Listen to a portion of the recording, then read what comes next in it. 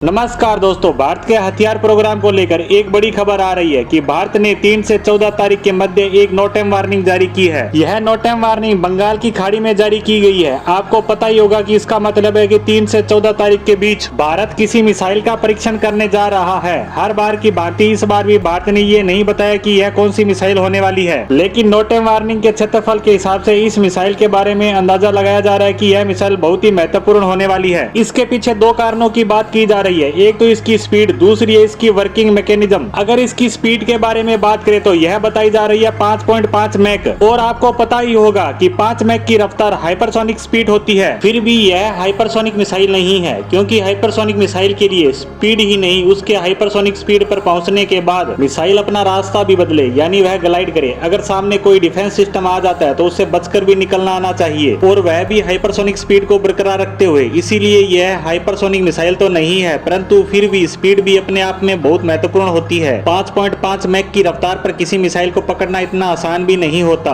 वहीं इसकी दूसरी खासियत की बात करें तो वह है इसका वर्किंग मैकेनिज्म। यहाँ इसे समझने के लिए हम हीट सिंकिंग मिसाइलों की बात करते हैं, तो वह हवा में उड़ते हुए लड़ाकू विमानों को मार कर गिराने के लिए इसके इंजन से निकलने वाली हीट को रीड करती है। इसके लिए उसे पूरे लड़ाकू विमान को स्कैन नहीं करना पड़ता, ना ही वह पूरे लड़ाकू विमान को टारगेट करती है। वह सिर्फ उसके इंजन पर हमला करती है और उसके हमले से पूरा लड़ाकू विमान आग का गोला बन जाता है। इसी तरह यह मिसाइल भी काम करती है। इसकी बात करें तो यह एंटी रेडिएशन मिसाइल है। इसका काम होता है दुश्मन देश के बड़े से बड़े डिफेंस सिस्टम को खत्म करना, जिससे उसकी रीढ़ की हड्डी को तोड़ा जा सके। इसके लिए यह मिसाइल रेडिएशन को टारगेट करती है। दरअसल जितने भी डिफेंस सिस्टम होते हैं, चाहे वह S-400 हो या S-500, इनमें सबसे महत्वपूर्ण होता है रडार सिस्टम। अगर इस रडार सिस्टम को हटा दें तो उसके बाद चाहे हम इसमें कितनी भी पावरफुल मिसाइल लगा दें, यह किसी काम की नहीं रहेगी, क्योंकि सिर्फ रडार ही जानकारी देता है कि दुश्मन किस तरफ से हमला करेगा, कितने लड़ाकू विमान हमला करने आ रहे हैं, कौन सी मिसाइल दागी गई है और उसकी दूरी कितनी है, उसे कहां खत्म किया जा सकता है। इसलिए पूरे डिफेंस सिस्टम की जान इसी रडार में बसती है, और इस मिसाइल का काम इसी रडार सिस्टम को तबाह करना है। इसके लिए एक खास कार्यविधि को काम में लिया जाता है। दरअसल जितनी तरह के रडार सिस्टम होते हैं, चाहे वह छोटा हो या कितना भी शक्तिशाली, S-400 हो या 500, ये सब रेडिएशन उत्सर्जित करते हैं, मतलब कि रेडिएशन छोड़ते हैं, और यह मिसाइल उसी रेडिएशन को रीड करती है, उस पर हमला करके उसे तबाह कर डालती है, और उसके बाद दुश्मन का सुरक्षा कवच किसी काम का नहीं रहता। उसके बाद तो हम हमारा सबसे कम शक्तिशाली लड़ाकू विमान से भी हमला कर सकते हैं। इससे आप समझ गए होंगे कि DRDO कितनी पावरफुल मिसाइल बनाने के काम में लगा है। और अब इसके नाम की बात करें तो वह है रुद्रम 2 एंटी रेडिएशन मिसाइल। इसका एक वेरिएंट पहले तैयार हो चुका है, रुद्रम 1। इस रुद्रम 1 में जो कमियां थी उन सबको दूर करने के प्रयास किया गया है। साथ ही उसकी रफ्तार को बढ़ाया गया है ताकि वह तेजी के साथ डिफेंस सिस्टम को नष्ट कर सके, कहीं वह डिफेंस सिस्टम उस मिसाइल को हमला होने से पहले ही डिटेक्ट ना कर ले। इसीलिए इसे और बेहतर बनाने के प्रयास DRDO कर रहा था, और अब यह बनकर तैयार हो गई है। अभी तक इस टेस्ट के पूरे आंकड़े निकल कर नहीं आए हैं, परंतु परिणाम क्या रहता है इस पर हमारी नजर बनी रहेगी। इसी के साथ हमारी आज की पोस्ट को यहीं विराम देते हैं। धन्यवाद।